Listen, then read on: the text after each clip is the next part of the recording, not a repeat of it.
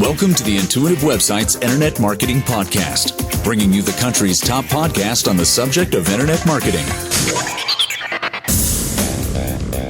Welcome back, folks, to another episode of the Intuitive Websites Internet Marketing Podcast. I'm your host, Glenn Thayer, and today we've got a question posed by one of our listeners that comes from Italy. And I'm here with the CEO of Intuitive Websites, Thomas Young. Tom, you actually got this email, didn't you? I did, from Simona from Milan, Italy. And she wants to know how you do revitalize a brand through internet marketing with a minimum investment. Now, what does she do? She works in branding, and she actually sent us an example of the brand that she's looking at, which is Lazzaroni. And the website's lazzaroni-ita.com. We'll put it out on the blog with a link for you to take a look at. So she wants to be able to revitalize this brand. Has it had an existence on the web before? It's a cookie maker out of Italy, and they've been around for a while. And she brings up the question because it's actually very appropriate for today, which is, we have a lot of brands that going back to even the 30s and 40s and so forth. There was this era of marketing in the 50s and 60s that's made popular by the TV show Mad Men, where branding really became an art and a science, and so corporations and companies really pushed this idea of a brand and who they were and what they were about. So a lot of businesses really thrived through that era and into the 60s and 70s and even into the 80s. Well, now the internet is changing branding and is changing how we communicate and talk about brands. And there's a lot of brands that really haven't made the transition from the old form of TV commercials, basically, and magazine ads to life on the internet and social networking and all that.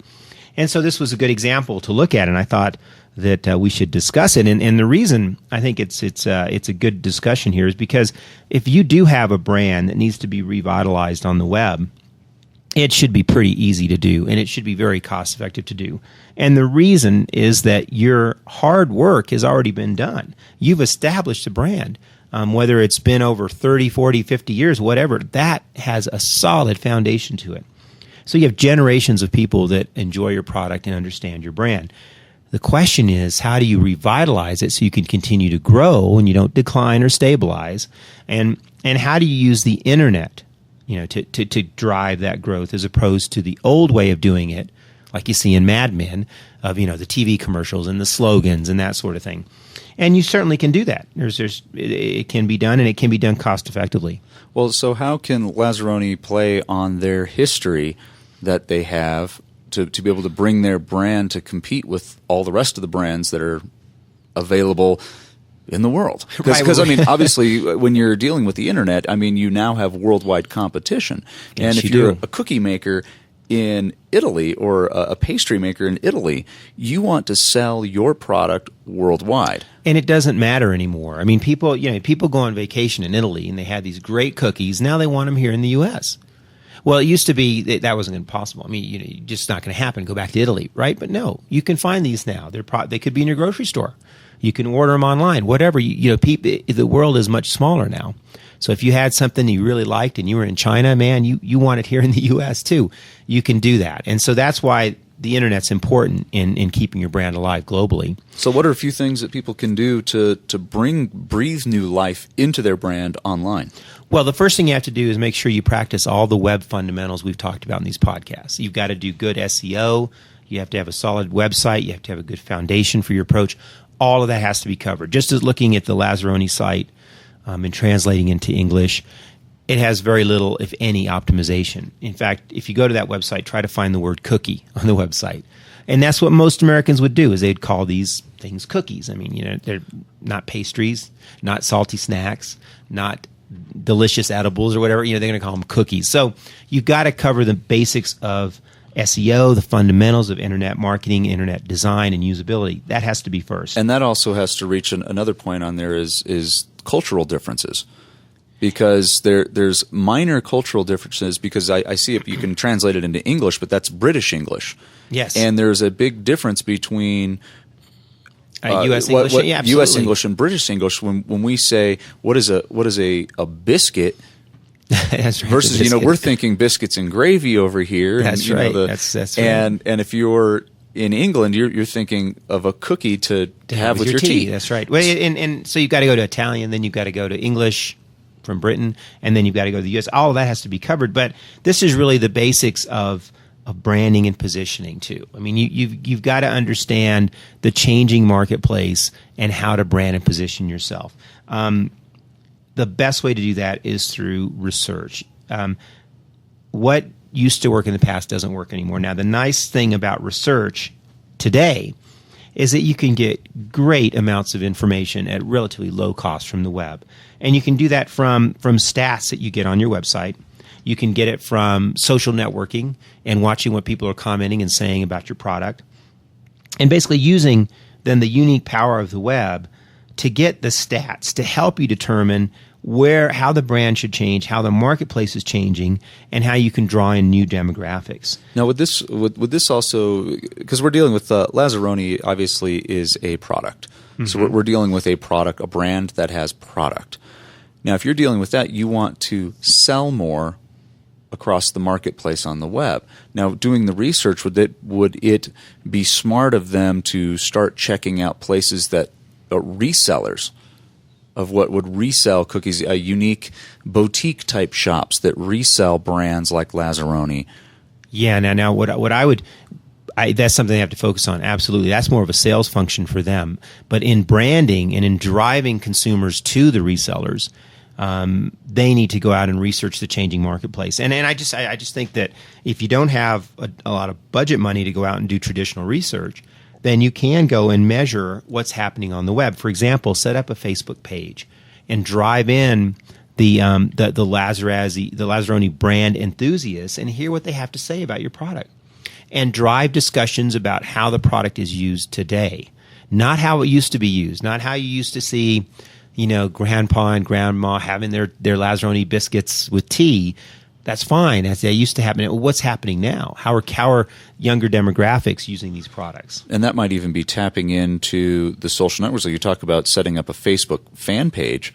You'd have a Facebook fan page and then maybe doing some advertising to advertise that fan page around certain keywords that people have in. If somebody's into having high tea, having British high tea, you may want to find those people because those are going to be more of your demographic to pull through. Yes, absolutely. And you can also use other research tools and dive even deeper into that. I mean, the Facebook stuff is going to give you the data that you've got to go through and interpret and figure out and get a handle on, all that qualitative information. But go get quantitative information too. In fact, if you do a search in Google, there are several different tools just in the Google search bar that you can use to get information. For example, I just did a search on cookies.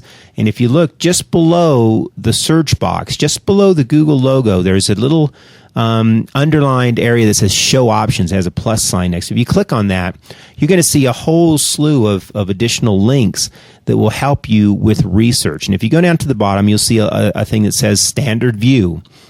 And you can click on that and see related searches, Wonder Wheel, and timeline. Spend some time clicking on these things and playing around with them. They're really cool. The Wonder Wheel tells you what related searches there are directly to cookies, for example. The timeline will tell you if your search term is getting more popular or less popular.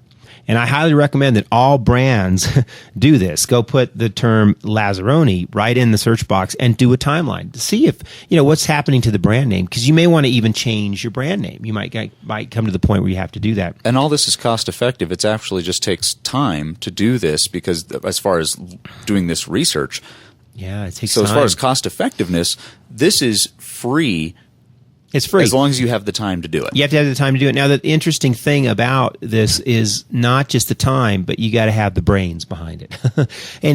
There's generally, when you have a brand that's well established, there's lots of brain power in that company. So get your smart people on this project, and then you can say, they're going to need their time to do it, but at least you're not going to have a huge budget to get that done. talking about Lazzaroni, if I was to search on them, if I didn't know Lazzaroni and I was looking for specifically what they offered, and it shows up in the Wonder Wheel, is gourmet cookies. Gourmet cookies, absolutely. There's a search right there. That might be an area you want to look at. And if you look at the website, I don't think the term gourmet cookies was anywhere on the home page. So, that's an example of then tying your brand to maybe a changing marketplace.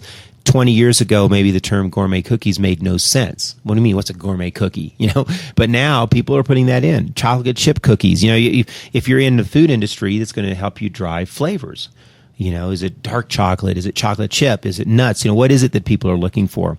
And the timeline can help you do that as well, because it gives you an idea of what's hot and popular. Most terms in the timeline are going to show increases because more people are using the web to find your products.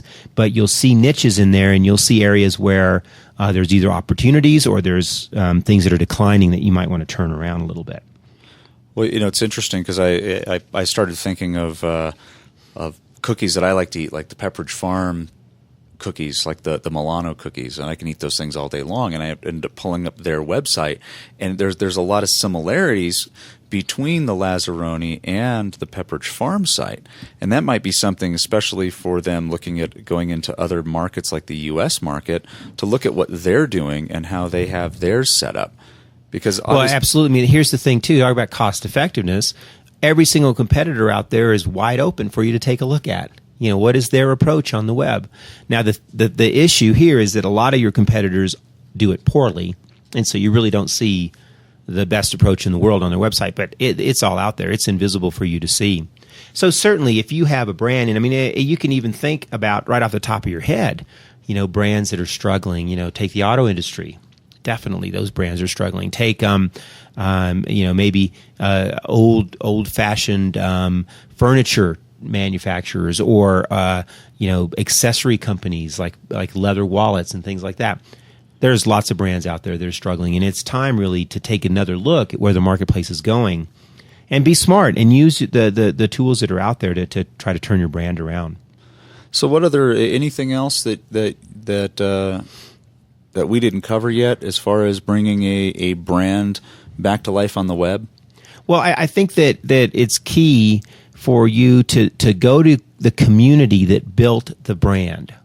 So if you're going to set up a Facebook page or you're going to do social networking, try to drive trigger points for them, because it's one thing to just have them come and look at the Facebook page, but you want them to comment. You want them to interact with you. So to do that, you're going to have to somehow draw them in, and that's either going to be through a contest or a raffle or just by giving away products to drive them in. If they make comments, give them something. And you're going to get a much bigger response if you do that than if you do a raffle, because a lot of people just sit on the sidelines and don't respond. But dig into what they love about the brand and what is changing and what is going to have to change in the future about the brand to maintain that level of interest. And a simple question would be, what's going to get your children to buy this brand? Right. If you have a demographic now that's in their 50s or 60s and they loved it when they were kids, what's going to get their kids to buy the brand? Something else that also comes up that I see a lot of people doing on the web, especially from a social marketing standpoint, is they can come in and get a coupon. They'll offer, here's a coupon for a free box, or you buy one, get one free, something like that comes on, or hey, if you go onto our website, we're going to ship you out a box, or whatever it happens to be for your small demographic that you have. Fill this out, we'll send you a free box. And you could tie that back then into the retailer somehow, because they could take that coupon to the retailer and it'll drive traffic to the retailer. And then you reimburse the retailer for the sale of that cookie, and then they come back again and buy another box of cookies. So that is how the web, in the nuts and bolts kind of way, can revitalize your brand and lead to direct sales. Absolutely. Well, we end each of the podcasts with an action item plan. Tom, what are the action item plans on bringing a brand back to life on the web? Well, I think that in this case, they wanted to do it cost effectively. So use the power of the internet to gather your stats through Google Analytics, through user testing, through social networking, through WordTracker.com, which we've talked about in other podcasts, through the Google's tools bar, which we've talked about, where you can find under the view options link. And so go out, pull this information together, and then have some really smart people in your organization analyze the data to make some assumptions about where the brand is going. And then, as we talked about, Glenn, is to think about getting outside of your regular demographics, because you can go anywhere in the world now. And in fact, you should. The brand should spill over across boundaries, across demographics. You'll have to do that to revitalize the brand. And then finally, have a strategy for tapping into social networkings and Facebook and LinkedIn and YouTube and wherever you're going to take your brand.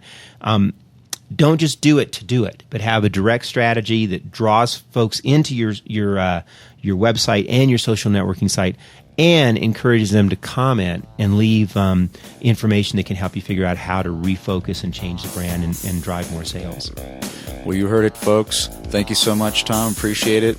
Ladies and gentlemen, until next time.